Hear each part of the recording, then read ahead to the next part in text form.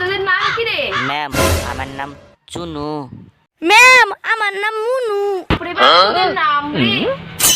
তোর বাবার সঙ্গে আমার বাজারে দেখা হয়েছিল, তোর বাবা বললো তার দুই ছেলেকে পাঠিয়ে দেবে। বাই দেবে তোরা কোন স্যারের কাছে পড়তি? সুব্রত স্যারের কাছে পড়তাম। দুজনেই পড়তি সুব্রত স্যারের কাছে? হ্যাঁ ম্যাম। তোর বাবা বললো তোদের মধ্যে নাকি অনেক ট্যালেন্ট, তাহলে তোরা ওই স্যারের কাছে বাদ দিলি কেন? সুব্রত স্যার তো অনেক ভালো শুনেছি। ম্যাম আমরা বাদ দিইনি, আমাদের বাদ দিয়ে দেওয়া হয়েছে, কারণ আমাদের মধ্যে ট্যালেন্ট বেশি তো, তাই স্যারের সাথে আমাদের সাপোর্ট খাই।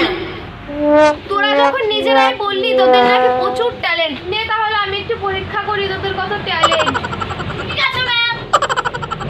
বল, আকাশে 3টে ঘুড়ি উঠছে, ওই ঘুড়ির মধ্যে একটা ঘুড়ি কেটেই পড়ে গেছে, তাহলে বলতো আকাশের কয়টা ঘুড়ি উঠছে? হাই ম্যামের কথা উত্তর দিচ্ছে, ম্যাম অঙ্ক ধরতেছে। তাই নাকি? হলো ভাই।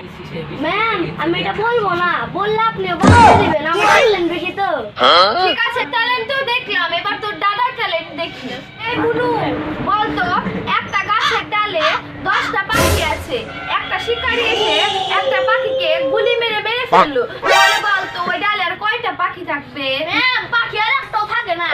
কেন রে, আরো তো 9টা পাখি থাকবে।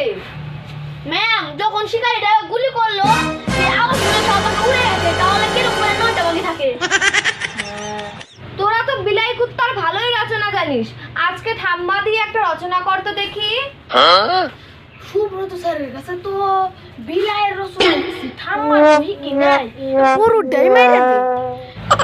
ম্যাম ঠাকুমা একটি গৃহপালিত পশু, ঠাকুমার 4টি পা ও একটি লেজ আছে, আর 2টি শিং আছে, ঠাকুমার দুধ দিয়ে ছানা মিষ্টি তৈরি হয়, আমার ঠাকুমার ভূতকে আমার মা হসপিটালে গিয়েছিল। হয়েছে, এবার তুই চুপ কর। এই টেপু, তুই এবার তোর বাবা দিয়ে একটা রচনা কর তো দেখি। বাবা দিয়ে যেহেতু একটি গৃহপালিত পশু, বাবার 4টি পা আছে, বাবা দেখতে ছোট, বাবার গাও লম্বে ঢাকা, বাবা মাংস থেকে মাছ মাংস দুধ ইত্যাদি চুরি করে খায়, আর বাবা আছড়ে দিলে বা কামড়ে দিলে ডাক্তার কাছে গিয়ে শুনি। চুপ কর, তাই তো বলি সুব্রত স্যার তোকে পড়াইনি কেন? এত ট্যালেন্ট, তোদের রচনা তো আমি কিছুই বুঝতে পারলাম না রে।